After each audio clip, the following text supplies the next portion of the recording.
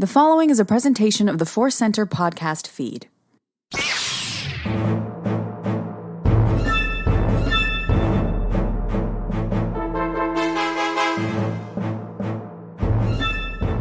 From the center of the galaxy and a cold Burbank, this is the ForceCenter podcast feed. I'm Ken Napzok. I'm Joseph Scrimshaw, and I'm swaddled in multiple sweaters. And I'm chilly Jennifer Landa with a cup of calf. And look, a lot of you out there have the right to maybe poke a little fun, though Joseph has the credibility of being a cold weather kid. We West Coasters, it's at the time of this recording, it's 46 degrees where I am right now. All right. And I have an old house, so it's like 30 degrees in the house. But we're broadcasting from Hoth today as we broadcast from the middle of the holiday season, talking about breaking news from a long time ago. And we have a special look back a long time ago, 7 years ago. We have some cool award news, some trailers, a lot coming our way. Before we get to all that today, as always, I want to remind you that today's podcast is brought to you by Audible. Get a free audiobook download and a 30-day free trial at audibletrial.com/ForceCenter. Over 180,000 titles to choose from for iPhone and Android, Kindle, or MP3 player. A little bit later, we'll have our ForceCenter recommends a book we think you should download on a plane when you're traveling back home to family to listen on us. We also have a current ask, and we have already got some suggestions on maybe what the ask logo or theme song would be. I've seen some of that. Joseph, we're working on building our YouTube presence there. Do you want to ask? Do you want to take the ask and ask today? I certainly want to. I watched so many subscriber asks on PBS breaks in between episodes of Doctor Who on PBS in freezing cold Minneapolis, Minnesota, where I grew up.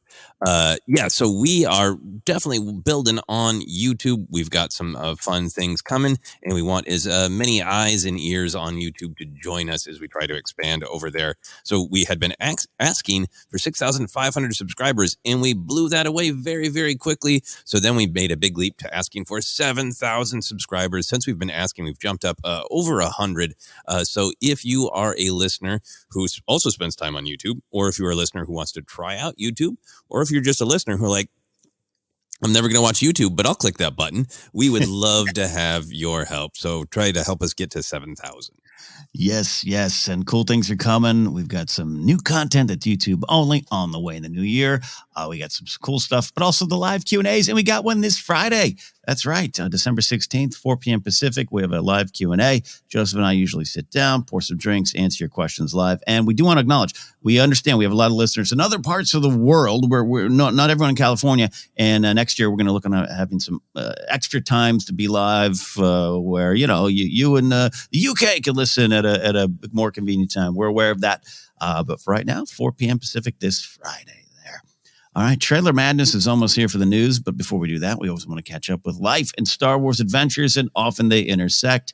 Jen, I know you're battling another sickness in the house as is the holiday season one with children. How's things going for you? Yes, 'tis the season for sickness. In terms of Star Wars, the usual family stuff, playing with Grogu and things like that. But I thought about it, and I was like, I've been really immersed in the world of Willow lately. And even though that's not Star Wars, it is Lucasfilm and Star Wars adjacent, as I'm calling it. And I am loving this show. I'm loving seeing Aaron Kellyman having a bigger role. Delighted to see Warwick Davis back reprising his role. It's just been a really fun show to get immersed in, a new world, a new canon. And it's fun not knowing, seeing things or storylines and not being able to look on Wikipedia and go, wait, do I remember that from this episode of the Clone Wars? No, it's all brand new for the most part. And I'm enjoying that. I'm enjoying the unknown. Yeah. No, I'm having a lot of fun with Willow. We are reviewing it over on Casterly Talk, but I'm not part of those reviews because I kind of wanted to pull back and just enjoy this show in a different way. I have a positive place in my heart for Willow, but I just didn't engage with it like other people did. And I'm just having fun. I really love the third episode. And you're right, Jen. It's just kind of a fun world to be crawling around in. Mm-hmm. A lot of magical things, a different style of show than I'm used to. And it's nice because, as opposed to like House of the Dragon where things get really dark, like there are some darker moments, but at the same time, it's also very lighthearted and fun, which I kind of need right now during the holiday season. Yeah, it's a great holiday season kind of show. And you're right. Yeah, even Andor, the somberness kind of gets you down week to week. And sometimes, hey, we need that and face those hard truths. But yeah, Warwick Davis being Warwick Davis and having fun as Willow is it's uplifting in its own way. I'm excited to check it out eventually. I just have not had time. Still have never seen the first Willow film because I saw a commercial for it and thought it was more Star Wars and then got mad at it for not being more Star Wars and have never taken the dive back in, which I really want to do. But it makes me happy when I see just a clip and like, does somebody have a wooden staff that maybe has some spells? Is that a scary castle? Great. I like that stuff. I'm in. Exactly. I'm in. Yeah. That's good. Well, that's good, Jen. Those are some good Star Wars adjacent adventures. Joseph, magic staffs, wizardry in your life for Star Wars, or what you got? I would love some magic staffs instead of spreadsheets and stress. I'm joking, but I'm very, very busy with this short film that I'm going to shoot a week from yesterday as we record Sunday, December 18th. I got a big short film shoot that really put a lot of time and energy and finance into. I'm very, very excited about it, but it's one of those like sort of it's all consuming. It's showtime. It's like putting on a live show, but filming it.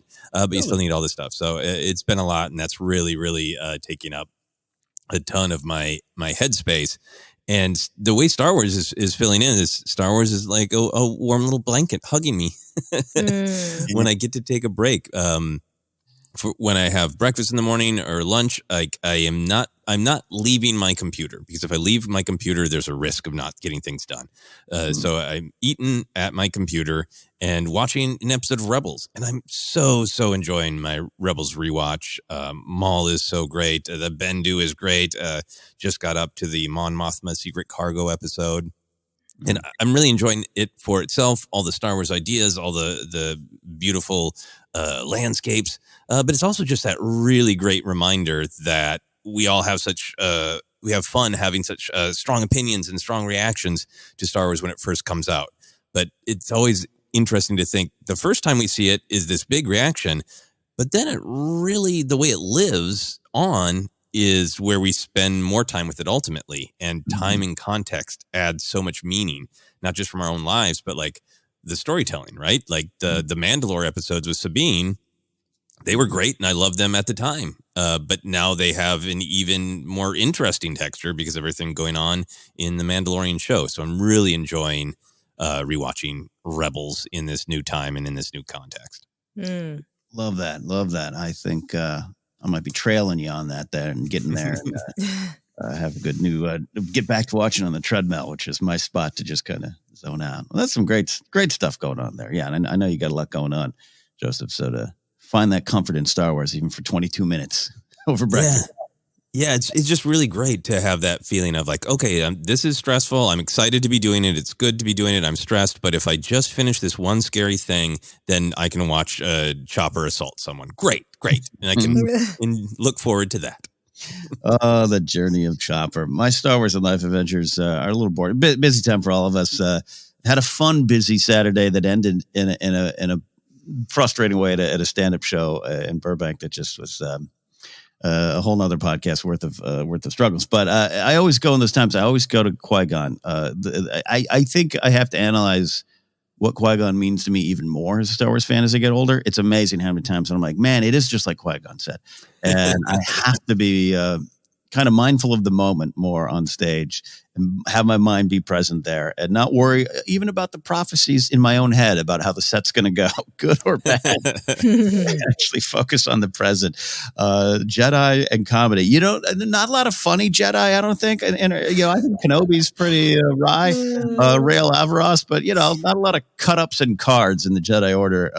Well, Quinlan Vos, too. So Quinlan does bits, probably. That's it. But that's the thing. You think of all the funny Jedi, they're all kind of like on the outside, right? Other than Kenobi. But he's secretly funny. Anyway, so that was just that. But I had to kind of, work through some stuff on Sunday. And so, start. And another thing I'm finding too is I do have a lot of Star Wars references in my stand-up. And I wear a GD Rebel hat on stage. Like, and I have people introduce me as a Star Wars author or podcast. I set the tone. It's amazing to find out show to show what people know about their knowledge of Star Wars level, level of knowledge, which is a challenge here as well. I'm finding that midi-chlorians, not the universally known pop culture term that. Is that a new car? Is that a new electric car? The midi-chlorian? What is that?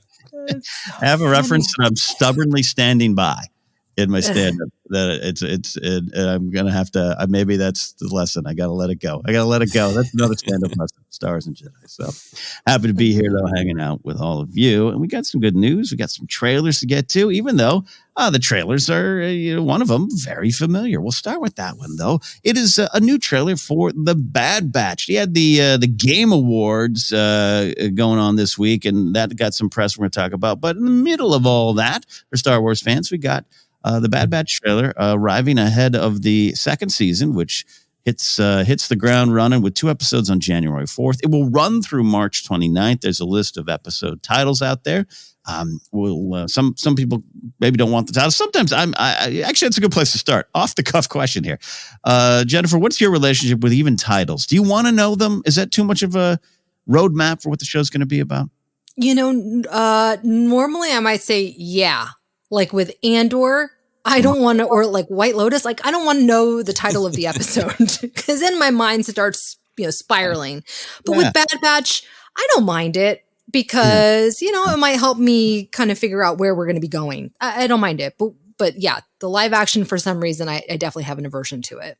Oh, so you're saying animated is less than? No, I'm kidding. I know, I'm sorry. No. There's just a lot more that I have to take in with animation and try and remember. So that's why I find it helpful. Yeah. I'm just curious. I think a lot of times I avoid them, but I took a dive into this list of titles and got excited. And Joseph, you and I love it's one of your favorite things to do, especially with the Kenobi. Mandalore and everything, of just like looking at the titles and what they might mean. So that actually has clued me into like, oh, this episode could be about this in a way that I hadn't previously engaged with. Yeah, no, I love that across Star Wars. Of sometimes they're just sort of the pulpy fun. Sometimes they're that's just a line of dialogue from the show. And then sometimes they are this, that has 3 meanings. I love The Mandalorian Chapter 3, The Sin. Okay, well, what is the sin? That's a fun discussion. I think for me, if somebody just asked, you want to know the titles? I would be like, no, thank you. Yeah. I'm excited for it all, but I want the show to be the show. But these titles, for the most part, were like, okay, yeah, I'm not going to guess a lot. I think the one was, I don't have them in front of me, but one was something like The Deserter or something like that. That is not right. But there was one that made me go like, oh, I think I could maybe guess some of the story from that. But for the most part, they were ambiguous enough to be intriguing little teases, but not make me go like, oh, yep, that's the episode where, Tech's going to die or something specific like that, Yeah, absolutely. And I do not want to know the Mandalorian titles because some of them do tip their hand, like the Jedi, things like that. Oh my gosh. That's what I'm talking about. Exactly. Yes, indeed. So not diving into titles, we're going to look at this trailer a little bit here. And this was a similar trailer to the one shown at Star Wars Celebration, but that doesn't mean everyone saw it, though. I think I'm trying to remember, Joseph, was it publicly released after? I can't remember. It was a busy day at Celebration, the Bad Batch day. It was publicly released because I saw that it was out and I didn't click the link. I just Googled Bad Batch trailer and I watched it. And I was like, that's great. Wait. Yeah, I've seen that entire trailer before, and then I found the correct trailer. There you go. But we're going to dive on in here. Jen, we'll start with you. Favorite moments in this Bad Batch Season 2 trailer? Yeah, I totally forgot that I had seen the first trailer or teaser from Celebration. So everything was brand new to me, even though there were a lot of shots from that teaser that we saw from Celebration. Yeah. Love the crazy crabs and the opening sequence. It gets just was like, yes, this is why I love animation, is because they can have all these fantastical, crazy creatures. Interested in learning more about Fee Genoa. Yeah. Voiced by Wanda Sykes. Curious to know if she's a rebel. Maybe that could be interesting. Happy to see Gungi. Or as I discovered, Dave Filoni called him Gungi, which I was like, what? Okay. Have I been mispronouncing it this whole time? I don't know anymore. So happy to see the Wookiee survived Order 66. And then one last thing was that quick shot of the Trandoshan lighting up Kashyyyk and then capturing the Wookiees. I can't wait to see that storyline and what's going on there. Those are my favorite moments. Yeah. I actually want to have the discussion now. Sorry. This is fascinating. Gungi or Gungi, right? Joseph, what have we been saying? Now I'm even confused on what we've been saying for a long time. I say Gungi. What we discovered when we watched the Clone Wars arc introducing and giving us quality time with Gungi is people say it about 87 different ways. It is clearly one of those Star Wars words where, like, we're not going to ask the voice actors to be consistent. Just, what did you read in the script? Go with it. Yeah. Okay. Right. And I know I've gotten some strong responses, friendly but strong responses in tweets before saying, they say it in the episode, it's pronounced this. And anybody who tweets me any pronunciation in the episode, I'll be like, you're correct. They do say it like that. They also say it 72 other ways. So I think it's one of those Star Wars names. I mean, look, again, we always make the reference, but if Filoni lets Ian McDiarmid say Ashoka, if Filoni's like, hey, we're good.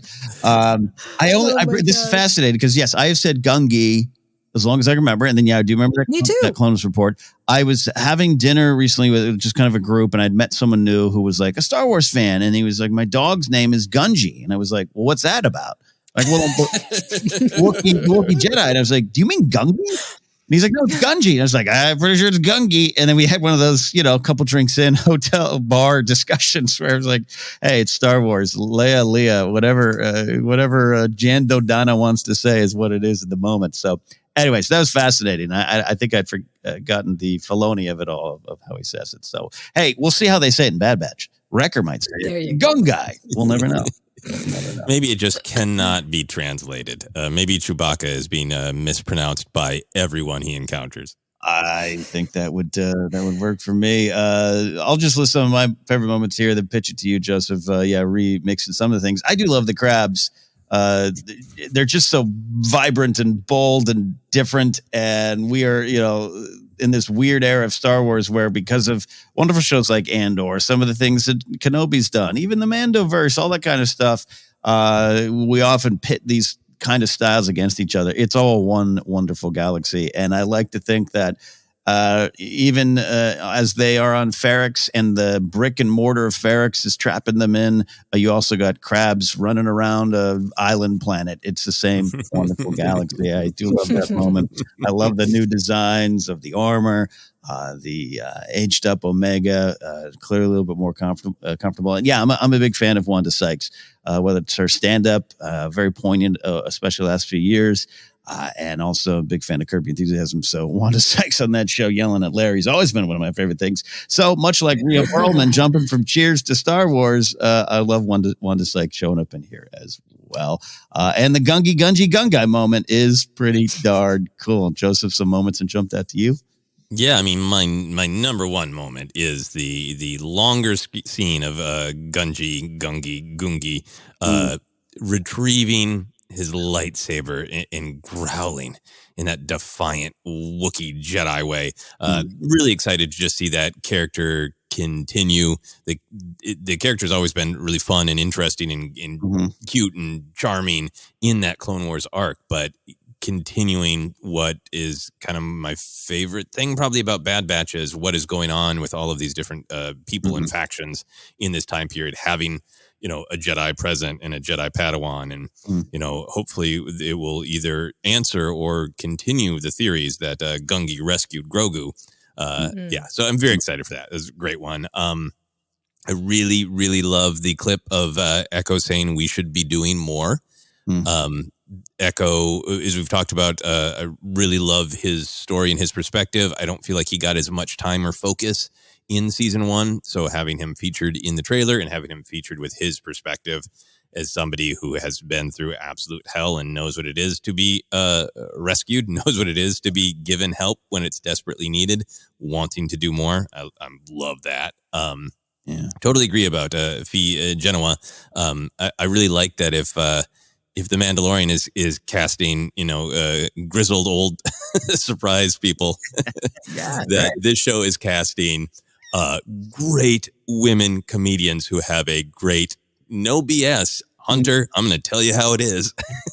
It's a great pairing with Rhea Perlman, so I'm really excited for that. two other big picture things for me. I am excited about some of the characters who are significant to this era showing up. The clip of Bale, a great clip of Palpatine, battle droids, right? Yeah. All that stuff that's speaking to. We're going to see all these different perspectives of this era. That's great. Final thing for me, I was excited in the trailer to just see the word adventure on screen. Because I think with all the ideas that we're going to talk about, all the character development, I think it's so important to focus on Bad Batch. If season 2 is like season 1, one of its primary goals is, yep, we're developing these characters. Yep, we're showing what the galaxy is like in this time period. But also, this is just a tune in and have some fun with your weird clone family as they go on an adventure. And the adventures are going to mean something. They're going to develop the plot and the characters. But also, they are just there for the sake of, hey, let's fight some crazy crabs. Adventure. Fun. Yeah. Right. No, we're going to discuss that in a second here a little bit more as it relates to families too. But yeah, I love what you're saying. Yeah, and the Bale battle droids, the focus on Commander Cody, and I actually had I was hanging out again. I've just become addicted to Fortnite. It's a problem. I need to stop. And our friend Ken Plume, Joseph, he's a pusher. He's a pusher. He asked me a great question last night. I wanted to ask you both here. Look at Cody. You have Rex on one side. You're bringing in Cody. What do you look at that character? And this is kind of transitioning into the question of any familiar or new themes jumping out to you from this trailer. Of what do you have? Do you have any wants or desires for Cody? A redemption story? Does he? Is this a tragic tale of discovering too late what is going on? I think it's a interesting ingredient into this Bad Batch story. It's not just simply Cody's back. It's like Cody's back, but he's playing for that team right now. Yeah, I mean, I think for myself, just hearing that Cody's actual dialogue was about, hey, I understand there are more clones who are rebelling. And then later, dialogue about how believing the Imperial line of like, it's a continuation of the Republic. We're helping everybody be safe and secure, right? I'm really fascinated with Cody as a character who is wrestling with what the Empire is, with questioning Order 66, because I do think that's the big thrust of Bad Batch in a lot of ways, is directly addressing the transition between the Republic and the Empire. So Cody is a figure who can do that. And we've got a lot of great stuff with Rex in his bond with Ahsoka, in his absolute admiration of Anakin, and his, just assumption that Anakin died, But with Cody, how does he feel about Obi-Wan? Does he believe Obi-Wan got away? Does he want to finish the mission? Does he think it's an absolute shame that this formerly good man, Obi-Wan, clearly was a traitor? Like that relationship between clone and Jedi is something that's really interesting to explore, since we saw Cody turn on a dime from handing him his lightsaber to shooting him down. Look, it's great. I don't expect Bad Batch to go this 1-to-1 with our world, but the last 2 to 4 or 5 years, you've seen a lot of this, of one family member goes this way, another one goes this way, and both have the point. And to have Cody, I love what you're saying about him going, it's a shame about Kenobi. If he'd only seen the light, and how much Cody would hold to that once more information comes rolling out, which I think it will to him. So, Jen, any Commander Cody thoughts? Yeah, no, these are all great points. And to see these two different paths between these two buddies. And I do hope that there will be maybe a separate storyline, and we'll see maybe, I wouldn't say a showdown between Cody and Rex, but some sort of meeting of the minds or philosophies, if you will, right? So that would be really interesting. I'm also interested in the fact that Cody has been potentially brought back in live action, right? Wasn't he supposed to maybe be in Kenobi? He was in an early draft consideration, I think, from like the first screenwriter when it was a film. So I don't think. Right. But anyways, he is a beloved character, and it's great to see him back, and figuring out a way to bring him back. Yeah, I love it there. The trailer presented some familiar themes, some of the found family. I had counted adventure as a theme as well, if you want to go that way. But anything new themes jump out to you, Joseph, or just more of the really solid familiar themes we're ready to dive into with Bad Batch? Yeah, I mean, I think the a theme that they did start in season 1 seemed to be accelerating, not just with the found family idea, but that little scene of Omega saying, "You gave up everything for me," right? And them saying like, "No, we would have given that all up anyway. It was the right thing to do." I think that speaks to this idea of they are continuing to protect and train Omega. They're getting her to be a good soldier / mercenary who can take care of herself. But I wonder if there's going to be this question of, but what are we teaching her to be? What are we teaching her to believe in? Great. She's got a helmet now. We're doing better at parenting. She can take care of herself. She has her own identity. She has all these things, but what do we want her to believe? What do we want her to be when she grows up? And I think that kind of taking that next step with the found family is really interesting to me. I think one other thing that jumped out at me with the big theme of the transition between the Republic and the Empire, people pointed out that it looks like the clones might be at Dooku's castle on Sereno. Maybe it's somebody who just has a very similar interior designer for Windows. I don't know. But if they are on Sereno, that's yet another great place to explore the fallout of the Clone Wars, right? It's such a big deal that Dooku started his path by going back to Sereno and trying to take care of his people. And it speaks to maybe his people aren't doing good now that their leader has no head. And there's also like stuff in the trailer about like, hey, if you do this one job, you could be set for life. Is it robbing Count Dooku's family wealth? So there's a lot there that I'm really interested in as well. Oh, that's an interesting pitch. Yeah, I like that the Sereno planet flag now is just Dooku's surprised face. Like, hey, whoopsie. Great stuff there. Yeah, I like what you're talking about here of found family, but then what comes next? I've referenced this before. I guess it's a great Star Wars like line from the Beatles from "Baby, You're a Rich Man. Now that you know who you are, what do you want to be?" Kind of taking that forward, and how you hear some, this job will get you freedom, this heist will get you freedom. Like, at what point is this transition to fully, a path of empathy for the Bad Batch that was already starting to happen? It's Austin surviving, and then Omega's changing that point of view, and then Echo, like you're saying, Joseph, earlier, just kind of pointing out there's some other people need some help out here too. How can that drive them forward as the Bad Batch really defines who they are? They got the new armor, the identities are emerging, and they are truly becoming themselves. We'll see where that takes them there. Jen, anything jump out to you? Yeah, this idea of freedom, like you're both talking about, it reminded me of Andor. Like at this time in the galaxy, no one is truly free because of the Empire's oppression, and I imagine that the Bad Batch throughout the season, they're going to see things that are going to make them decide to want to actively fight the Empire. And that's an interesting thing, right? Like it's like Andor.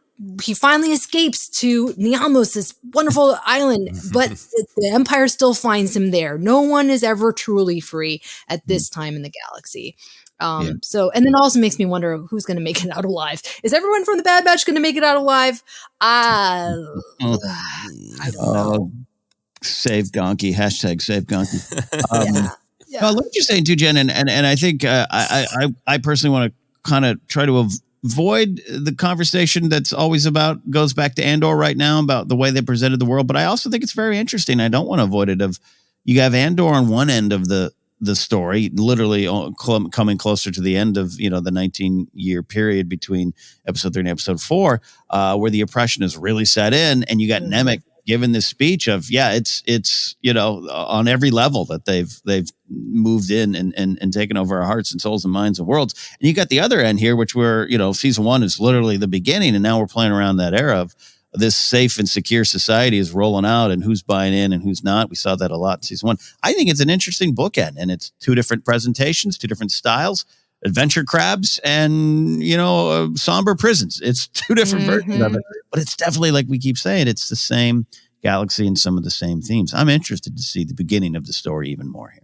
I love that it's sort of the shock of the new of like, hey, we won, right? Oh, we can't live here anymore. Oh, we have to carry these data cards. The separatist planet is going to be viciously punished. And then at the other end is it's the slow choking that's going on. Right. Love it. I love it. I love it. Any final themes, Joseph, Jennifer? Anything else you want to not leave on the table?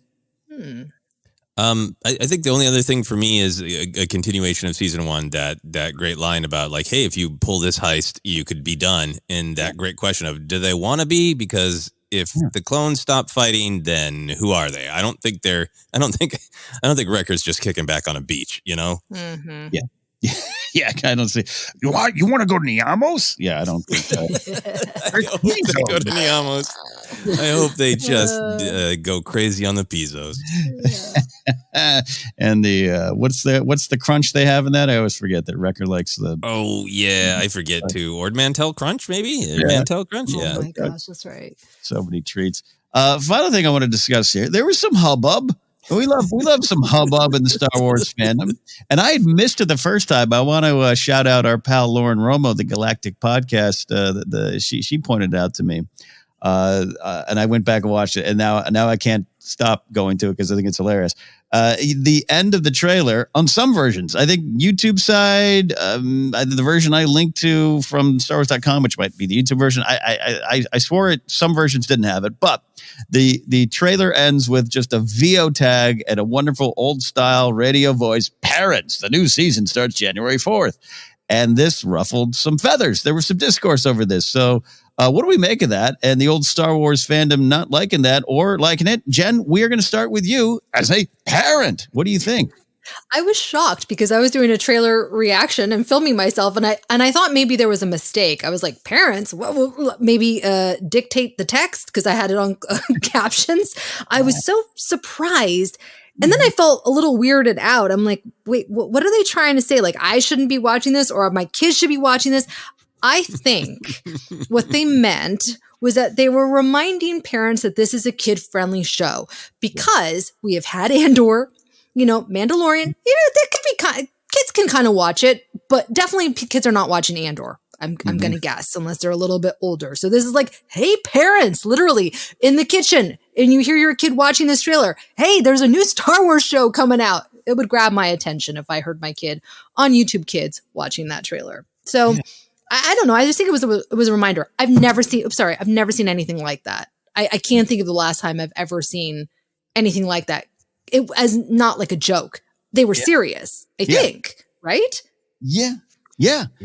But why were people upset? Because it's like I think number one, it was weird. I when I finally went back and heard it, I thought, did they cut some audio in like from something else? Like it almost seemed like it started like you didn't even hear the P of the parents. It was like errands. It was like cut off of that. So it was weird. But the new season starts January 4th. Someone got paid to do that VO there. Bring it in. I don't know. I think it's that age old battle of. I mean, I understand that we joked earlier, but animation is viewed as less than in the industry, even in the writers' unions, where animation writing guild jobs aren't necessarily guild jobs if they're during the quote daytime and all those kind of weird things. And you got that Chapek flub, of many flubs that Chapek made of we got to give something to the parents where the kids are watching, all those kind of things. So I think there's a natural tendency to be defensive when you feel as though the animation's been less than, but I also feel it's just a reality of, we're coming again post Andor. We're coming from a whole section of the fandom going, finally something for us as adults. And whether or not I fully agree with that statement or not, I actually, do understand that point of view. And you got adventure crabs on this side, and hey, maybe it's a reminder to the parents. Yeah, sit down with the family and watch this. It's a different vibe. So I'm okay with it. It's just the reality of the numbers sometimes when you dive into those old analytics, Joseph. We love those analytics. Yeah, I mean, for me, it's going to be an age-old, constant discussion in Star Wars. I think there's so many different fun tensions in Star Wars, from being this deep philosophical, myth-filled thing to a pulpy, fun adventure to preaching pacifism while also being a thing called Star Wars that always has fun action in it, or almost always has fun action in it. There's all these tensions in Star Wars, and I think one of them is always going to be that it is sort of it is meant to be, didactic. It's meant to teach a lesson. It's meant for children of all ages, Yeah. And I think the only thing that is going to change within that is sort of the tone and how it's coded in our modern times, they didn't do a big job warning children off, but Andor is obviously very adult in many, many ways, right down to Musk's naughty S word. Yeah. But I think the thing about Bad Batch is it's always just been sort of like, here, take it. It's not specifically coded for kids like the way Resistance is, like absolutely aimed. We were told it was aimed at younger kids. The style of humor is there. The first season of Rebels is very much get them while they're young, and then the show grows up with the kid, right? Mm-hmm. But this one's always been like, yeah, it's got the kid perspective from Omega, but tone-wise, who's it for? So I understand if somebody's like, I'm an adult Star Wars fan and I enjoy this. And then there's a voice going, we made it for people with kids. That might ruffle feathers. Yeah. But to me, it entirely reads like an error. Maybe it's not, but the way to me, it is clipped. It does not sound like one audio file. Yeah, with a fluid delivery of parents. Parents. The new season starts January 4th. It's just parents. Sort of. That's why I was confused. Yeah. It's like a kid lost at the fair. Is it parents? And it also happens right on top of the logo slamming in, so it looks like it should be Bad Batch. The new season starts January 4th, and instead it says parents. Whoops! I read the wrong title. Well. We got to keep it. That's the way it reads to me. Yeah. What if it was an error? Oh my gosh. It's, I don't know. Yeah. Look, I think if you're going to do a warning, it should have been on Andor. Parents, not for kids. Yeah. You're going to hear naughty words and see socks. Stay away with the kids. Let me tell you one quick thing. I made the mistake of showing my kids Pinocchio. Only the first 30 minutes. I thought it was going to be kid friendly. I had no idea. I would have appreciated parents, don't watch this with your kids or letting me know. So I appreciate putting that disclaimer on it because my kid had nightmares afterwards. It was horrible. Is it Del Toro doing that? The new one? Yes. And I really enjoyed it. I did not think it was scary, but she was really creeped out by some. And there are some darker elements. And just the first 30 minutes, I had no idea. It was my bad. Like I should have checked on online first. So I appreciate the parents on the Bad Batch because then that means I can show my kids safely, knowing they're not going to have nightmares. Well, I hope it's not an accident. And the first episode just starts with the most disturbing collection. I mean, there's disturbing stuff in Bad Batch, too. There are. Mm-hmm. There always is in Star Wars. It's just whether it's on screen or off. There's very disturbing stuff in Rebels. It's just off screen. Yeah. Right. Hey, yeah, look, even Vader with the mask cracked, and anytime the Emperor shows up in that scowl, I mean, that gave my daughter nightmares too. Yeah, I can't watch Rebels with her either. See, look, this is why we're stuck with the porgs and the galactic pal shorts. That's where we are right now.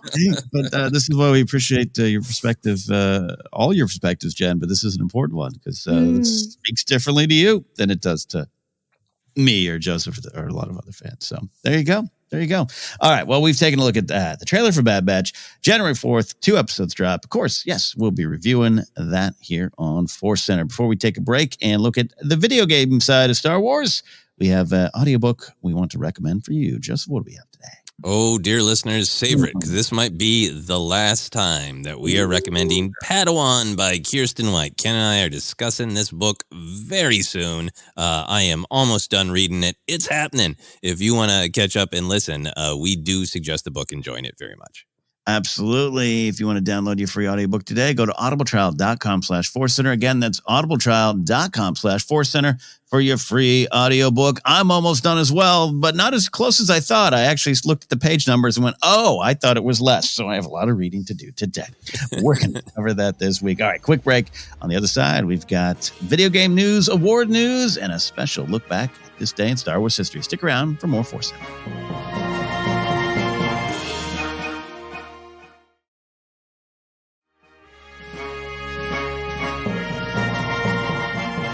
Welcome back to ForceCenter, the big show, the main show, the super star destroyer of our news fleet and the Game Awards. I think that's what they were called. I meant to go look that up. The Video Game Awards. What a good name. Just a good branding.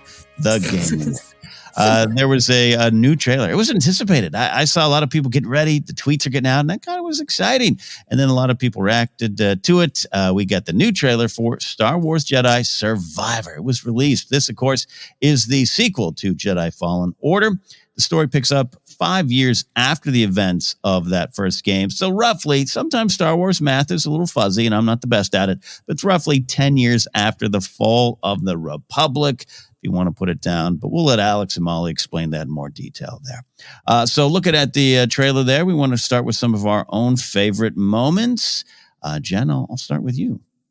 Let's see. I'm trying to remember what my favorite moment was. Okay, so the biggest thing for me, the standout thing, was that the trailer was mostly gameplay, which tends to be kind of unusual with video games. You know, you see these cool visuals, and then it's like, oh, that's not what's actually in the game. So I thought that spoke well to what the game is going to be like. Major shock that there are non-snow wampas. I just was like, okay, great. So now that we have these hot wampas, I want to see them in The Mandalorian. I want to see them all over the place. And then the last thing was that Cal had a Jedi crossguard lightsaber. That was cool. I don't know if he had that in the first game. Yeah. But overall, I was like, this is really cool. And if I was a gamer, oh man, but I suck. I suck so bad at games. I'm not. I can play Animal Crossing, and that's about it. But save those bells. Well, Jen, I was going to ask you and don't time travel to cheat and get those bells. I remember that controversy in the mid 2000s. Oh my gosh. How much did you play or engage with Fallen Order? I think the game came out when you were stepped aside from ForceCenter for a little bit to handle life, so we didn't get your full take on Fallen Order. Did you engage with that game at all?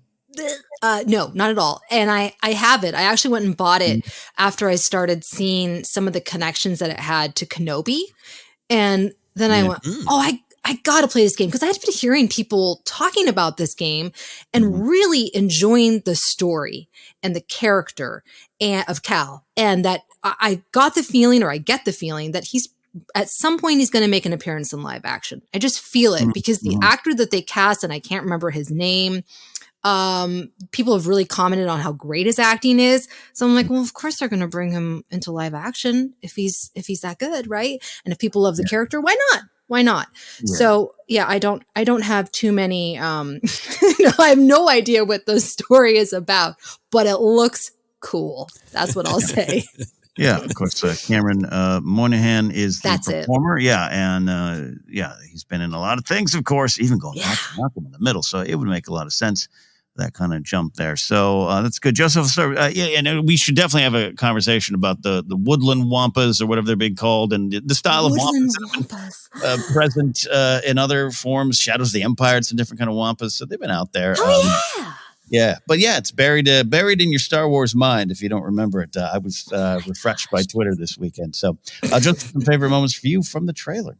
Well, I wrote down Dirty Wampa because his fur looked like their fur looked like they'd been through a lot. So we got Hot Wampa, Dirty Wampa. What did you say? Wetland Wampa? What was you? Woodlands Wampa might be. Woodland Wampa. Wood Wampa. Tree Wampa.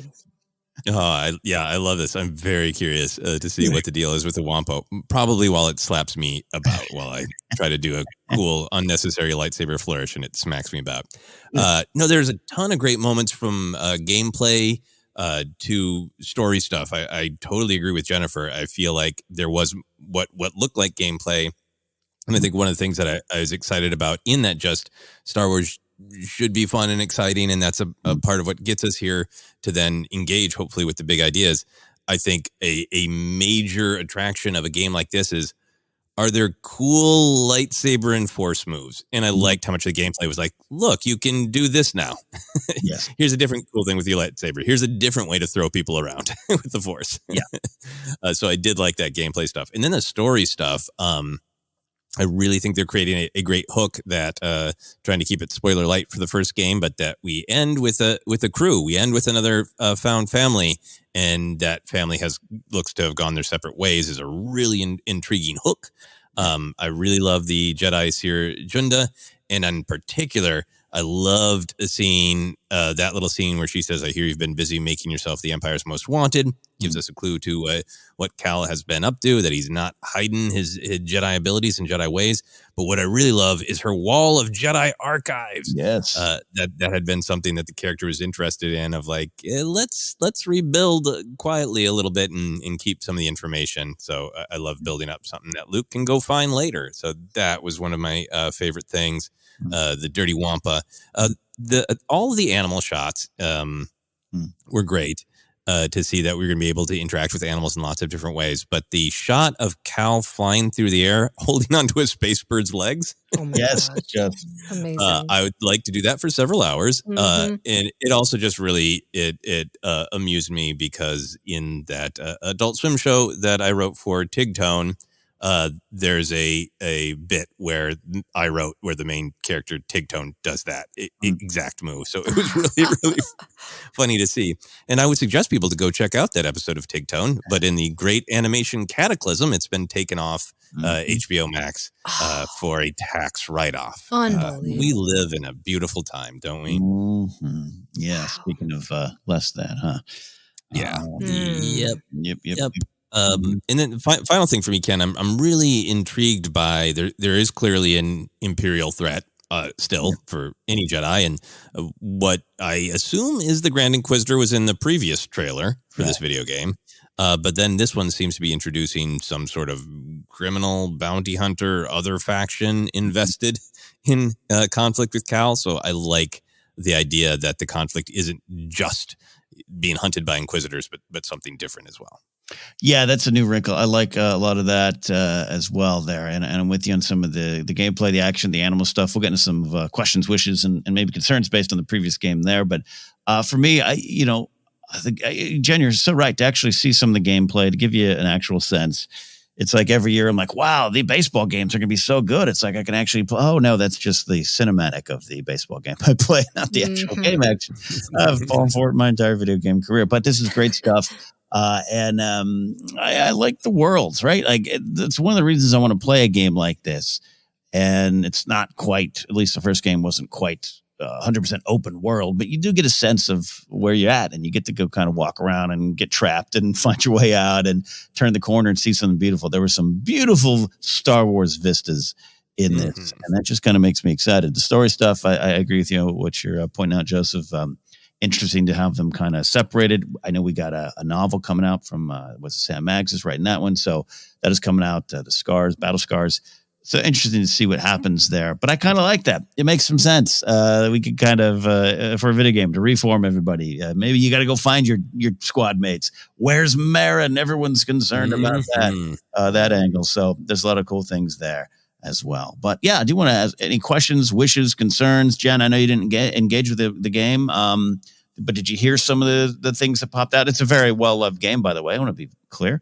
But anything going in the second game based on what you heard about the previous game? Yeah, I was looking at the comments on YouTube, which, can always it can be a little hairy, but overwhelmingly positive. People were so genuinely excited for this game that got me excited. I was trying to figure out when the timeline was, because I have no idea. I guess it takes place, 5 years after Revenge of the Sith. So that's exciting. I got to do it. I just got to carve out the time, because I do like the idea of being immersed in this world. But I know I'm going to get my butt kicked, because there's just some serious bad guys that I'm like, there's just no way I'll just be spending hours of frustration trying to beat them. That Thanos looking guy. I don't know his name. I think it's Timo. Yeah. Who? I don't know. There's I'll look it up instead of guessing, but there is a shirtless Force user who is, I curse his name and then I forgot it because I got sick of cursing it. Exactly. Yeah. But Jennifer, there is story mode, which is great, which is this next level of ease. What? Yeah, and that's, to answer your question, Ken, that's one of my biggest wishes is I hope they have a really great story mode, because I really want to experience this, but I'm not in that point in my life where I could spend hours and hours and hours going, I need to challenge myself. I must beat it on the most difficulty level. I just am not in that place. So I want super, super easy story mode. Is story mode like creative mode in Minecraft where you don't have to worry about like your health per se or like beating bad guys and stuff like that? Is that what story mode is? It's just set to like the bad guys don't need have way less hit points, so you can take them out. You have way more. It's just scaled, so like it's much easier. You know, I think things like your force powers probably refresh earlier. Like just a ton of things to just make it much of an easier challenge. Oh, I'm doing that. Yeah. No challenges for me. Easy peasy. Love that. Yeah. For me, then I'll have you close here, Joseph. Is I there's so many people that love this game, and I support that. I did not love it as much as others, and I always have to be honest with that, but not dampen anyone else's joy. And I make jokes, but there's some of the stuff with the animals and just the Jedi slicing down creatures was a little nitpick I had that becomes a running joke, but I don't mean to drive it into the ground. But I liked that the trailer showed that like you might slash some animals, but you also might pet some and ride them and fly with them. So hey, I think that maybe they're addressing that there. For me, yeah, I sometimes I love the world, love the creatures, but it's a packed galaxy right now, and you got another Jedi running around with a lightsaber out in the open. So I want to know. I want to see that dealt with on on a higher level even. I don't need other parts of the Star Wars stories referenced in this. I don't need there's a Jedi on Tatooine running around. I don't need that super connected stuff, but I don't want this story to live by itself in a small corner. So let's see how it can connect to some of the bigger things going on in Star Wars. It's only question/tiny concern I have going in. But Joseph, what do you have? Yeah, that makes sense. Taryn Melkos is the shirtless, annoying Force user who is a headache for some of us. There was much swearing in my house. I was Sergeant Linus Musk with the naughty S words. I think for me with the gameplay, this probably isn't different because it's just the style of the game. I'd love it if you could wander a little bit more. It's fun for me on the initial playthrough that the game sort of rushes you through in the way that you need to go. Like, on Kashyyyk, it's really beautiful where like I have to, hop a ride with this giant bird and then I end up in this tree and it's fun when you're going through it the first time, but then when you can't just easily wander back to where you had been, that I prefer to be able to easily wander. Yeah. And then the animal thing, I don't think it's just a joke. We've talked about it a decent amount on the show, but there's an actual term for it. It is a ludonarrative dissonance.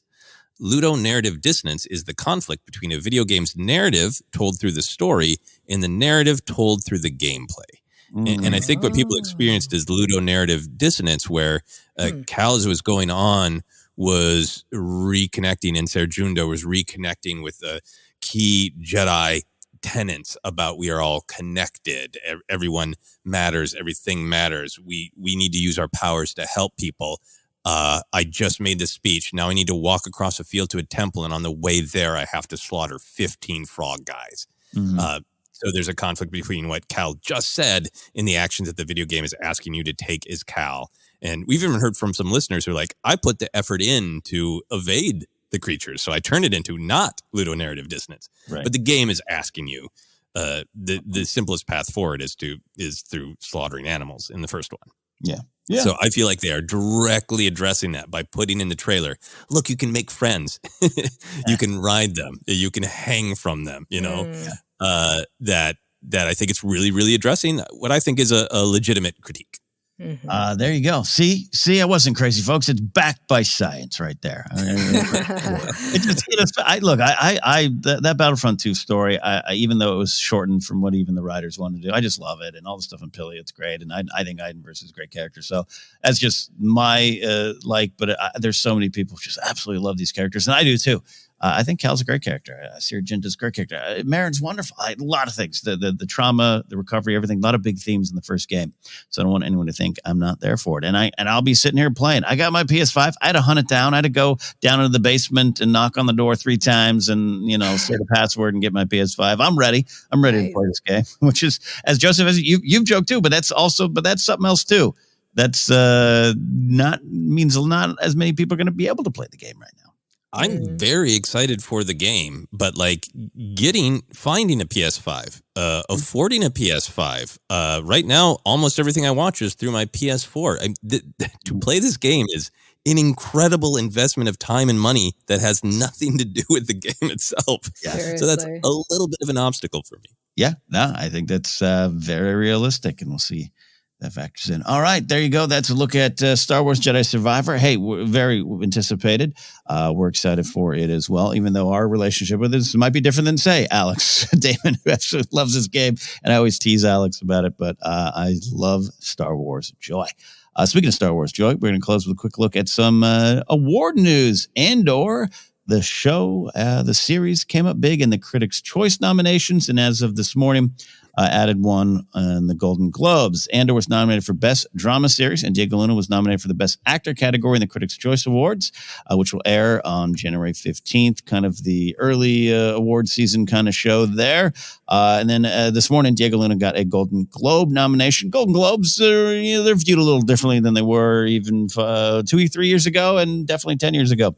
They were always kind of the more drunker cousin of the Oscars. Anyways, but Andor did not get a Best Drama Series nomination in the Golden Globes. Star Wars shows have been nominated before, going back to Mando, a lot of tech awards, some fun awards, but there are a lot of eyes on this show, Andor, in terms of it being a, quote, prestige television show, which is something that I think Star Wars, I don't want to say needs, but I think it's a benefit to Star Wars to have something viewed as a prestige show, which is a special upper echelon in entertainment. So what do we make of these nominations and maybe Andor going forward as we look towards, say, hey, the big one, the Emmys? Jen, I'll start with you. I'm really excited. I think it's well-deserved. I think it's past time that Star Wars starts to get the recognition that they deserve, not just in visual effects and sound, but in acting and in story. And at first, when I saw that they were nominated for the Critics' Choice Awards, I thought, oh, they got this in the bag. And then I saw the other nominees, which are, Better Call Saul, The Crown, Yellowstone, Severance. And I don't know about the Critics' Choice Awards in terms of like how they lean. With the Emmys, they tend to be kind of predictable, but with the critics, I'm not so sure. Severance could take it because I know that was a critic's favorite. Diego Luna is nominated, which is wonderful. But Bob Odenkirk is also nominated for Better Call Saul. So it's going to be tough competition, but getting the nomination regardless is a triumph, I think. Yeah, I agree with that, especially for Star Wars. And we are not looking down. No one's looking down on any kind of visual effects nominations. No, of course not. And I definitely know that's not what you meant. But yeah, I mean, we are talking about the quote unquote big ones, the Glory Awards, the acting, the series, the directing, all those kind of things. Fantasy, sci-fi, historically been kind of tossed out of that. Jackson's Return of the King was even a battle just to get that. And then, a show like Game of Thrones comes along and changes the game a little bit. And I think that's what a lot of people look at in terms of awards for this. But Joseph, your thoughts on awards in general in Star Wars, but how much the franchise, again, I don't want to say needs, but having something that people look at as prestige, I don't think that's a bad thing for Star Wars. What do you think? Yeah, I think for me, we talk about our Star Wars buffet, and I want Star Wars to have different flavors and tones. I want it to be everything like the, early episodes of Star Wars Resistance that is explicitly for a younger audience, to something like Andor that is explicitly like, let's dive into these hard, painful issues of oppression, tyranny, democracy. Yeah. I want all those things. And then you layer onto it just kind of the way the world works with the game of what is prestige. And to me, it isn't about Andor, deserving or not deserving. I very much hope that Andor wins. I went Luthen for a second there.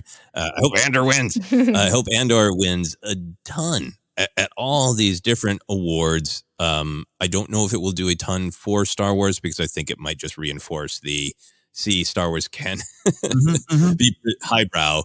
And Andor is, with all of its awards, this is more evidence that it is above this other lowly Star Wars content, which people are always going to feel what they feel. I'm trying to relax about it.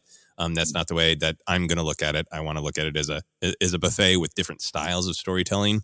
Yeah, Andor's style of storytelling and its utter quality, absolutely to me makes it very award worthy. So I think for the Critics' Choice in particular, I was trying to do a little bit of digging, and I think the Critics' Choice has had some ups and downs about like who the real voting members are, if it's more journalists from traditional outlets or more new media internet pundits. And honestly, it's hard to guess based on the reaction to Andor. Which of those kind of teams would would be more likely to vote for Andor? I don't remember off the top of my head the Emmy cycle, but I wouldn't be surprised to see Disney make a choice to make a big push for Andor. We're in this time where the goal of streaming is to make money, but the how are we going to, what numbers, what can we show our investors to make them think we're killing it when it comes to streaming? And one of those tools is always, awards mean something. Their status, they mean something to the creators getting other jobs, all this stuff. I think that Disney is going to see the opportunity with Andor and make a push. I think there's going to be a lot of for your consideration posters of Andor here in Los Angeles. Mm-hmm. There you go. No, I agree with that, and deserving. Jen, did you have a thought? Sorry, I cut you off. No. I have one last thing. Star Wars gets nominated for visual effects and sound because obviously it's on another level. Their visual effects. I mean, they are trailblazing constantly, and that's why they win, because they're excellent. But I think there's a lot of people, especially with the Oscars, where voters have seen Star Wars as, it's just got a bunch of visual effects, kind of ignoring the fantastic acting and stories that we have gotten year after year after year. I think of Mark Hamill with The Last Jedi. I feel he should have gotten nominated for that performance, and he didn't because he was in a Star Wars movie. That's my theory, right? And so I feel like for the first time, Andor, with Tony Gilroy behind it, and obviously everything, that the whole package, finally, I feel like it's gonna get past that kind of prejudice against Star Wars into potentially taking home an Emmy. I mean, that would be incredible, and I feel like it's past due. Like Star Wars needs to be winning all the awards because they're always giving us great stories and performances. Yeah, I really, really agree with that. Mark Hamill should have absolutely been nominated. Final thing for me is, I'm happy to see Andor nominated for anything, and definitely happy to see Diego Luna highlighted. But I also just think there's some really phenomenal performances depending on the categories of supporting actor. Certainly Andy Serkis, but a huge thing for me is I would love to see Genevieve O'Reilly get some nominations and some awards. I think her performance as Mothma is really next level with that amount of control and terror that she's showing. It's just amazing stuff. Fiona Shaw. Oh my gosh, there's so many good performances. What do we do? And even then, you look at even House of the Dragon. It's been weird to see who's getting the nominations on one side and not on the other, and it's always weird. Awards themselves are, I have a weird relationship to them. I love competition. I love the idea of winning, but also it's hard to put that to art. They also carry so much weight, and Andor winning or even being nominated does carry some weight, and it's an interesting relationship with them. So there you go. That is a look at Star Wars news. But before we get out of here, we got a big this week in Star Wars history, looking ahead to Star Wars past. First, on December 13th, 1975, 20th Century Fox officially gave Star Wars a go picture. And who could have guessed, other than maybe Alan Ladd Jr., that 40 years later, the franchise would still be going strong and releasing new movies, which is what happened on December 18th, 2015. That is what happened 7 years ago when The Force Awakens premiered in the U.S. Cannot believe. We always say time, man, as Bowie sings, I can't trace time. But wow, that's a long time ago, but it was just yesterday. What are some of our favorite moments and memories from the release of episode 7 years ago? The end of this week, Jen. It was a crazy time, and there was a lot of attention on us Star Wars fans in particular. I remember I got contacted by some news organizations that wanted to interview me about being a Star Wars fan, which was kind of unusual. At that time. It's funny to think about it now because of how not just Star Wars, but Marvel and DC have really dominated the entertainment industry and kind of taken over. And we're now a part of the mainstream, right? But back then, it was like, these Star Wars fans have been around since the beginning and haven't gone anywhere. So it felt very exciting. It felt like a new chapter for us fans. It also felt very communal to be able to go to the theater. And I think I went like 4 times in the theater each time it was such it was almost like a religious experience to be able to watch it amongst Star Wars fans, a brand new movie, not a re-release, not a special edition, not a let's do a fun night of A New Hope. No, this was brand new. And it was historic. I mean, it was not just historic as a fan, it was historic as a movie fan, right? And I look back on that time. My daughter was born. She's now 7. So that's the way I'm able to remember when The Force Awakens came out, because it was a crazy time for me. She was only a few months old. I was tired. I love that. The number itself, those years, as they keep rolling on, and you're reeling in the years here. Yeah, I think if you're 10 and Force Awakens comes out, you're 17. You're out in the workforce. You're driving around. You got your own YouTube channel. Wow. Like, you've grown up with it. It's fascinating. I love what you're saying there too. The event of it all, and I never want to lose some of the joy and just the surrealness around that release. We have talked about it times before, but like my first showing was I was blessed to go to a press event on the Disney lot, and I was driving there, like screaming, literally at a stop sign, screaming, I get to see Star Wars. I couldn't believe it. It was surreal, and we're only 10 years after Revenge of the Sith. Clone Wars is gone, but like to actually feel that again, and now that first event set the template, right? Especially for us in the podcast side of the Punterty world. Movie comes out, you get premieres, press, you got to cover it. Okay, when are we going to record our review of it? And it starts to become that side of it. And all that was still in front of us. And so I was just more excited to see the movie. And I want to remind myself of that every time a new Star Wars show drops, or anytime once the movies come back, but anytime a movie is there, I don't want to leave that behind. And that's what I remember more than anything of that particular day and that particular week, that this was happening. And Jen, you're right. The interviews, I think of that. One of my favorite lines from season 1 of Schitt's Creek. Hey, you're pretty. What's that like? It just had that view of like, Star Wars fan, huh? Like, what does that mean? And now, 7 years in, it is a way of life for so many people. It always was for many of us. But to kind of, to get to enjoy it and be part of it, it was fun. It was fascinating. So, yeah, Joseph, your memories from that week? Yeah, man, there's so many, and you're right. I just love thinking about the way our perception of time changes with our age, right? For us, 7 years, Jennifer, you can mark it with a child. That's amazing. For me, I can mark it with like, did I have that bookshelf in my apartment when this came out?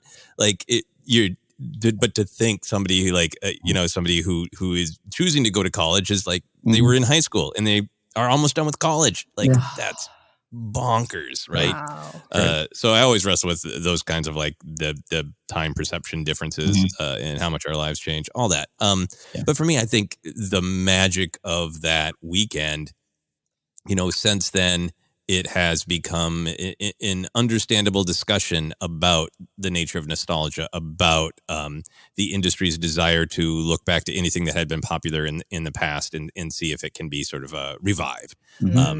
But Force Awakens is one of the things that kicked that into high gear. So at that time, I remember that weekend for being the weekend where the impossible happened, right? I mean, it's not just there hadn't been a Star Wars movie in a long time. It's that George was out there on the red carpet for Revenge of the Sith going, I did it. It's over. Yeah. Maybe a TV show. Bye. Right. So the idea that Star Wars was back in the theaters at all, the idea that the big three were in it, the idea that Harrison Ford wanted to play Han Solo. Nobody had a blaster to his head. He did it on purpose. It was a different kind and a different level of excitement. And, it's so baked into the trailers, and we talked about it at the time, the idea that the audience is going through what the characters are going through of, we never thought we'd be back here. A long time ago really is for a lot of us now.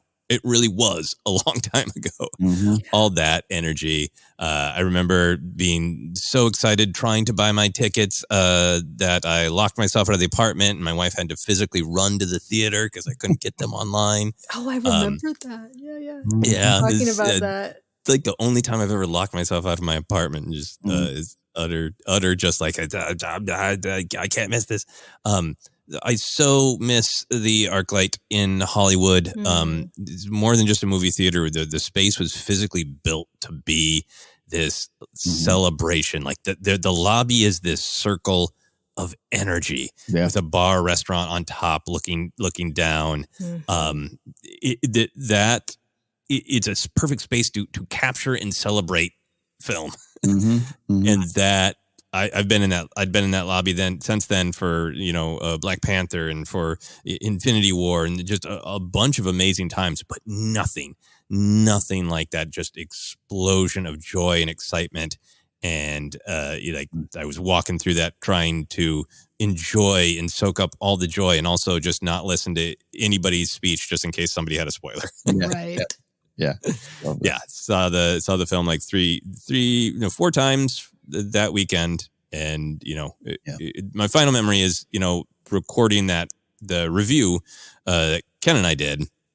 And that review really kind of being the starting point of what ForceCenter would become, about the way we wanted to talk about the film. So lots of happy memories of that weekend. Yeah, forever thankful for that. And you on Jedi Alliance with Mark Donica, me calling in. And just that's right.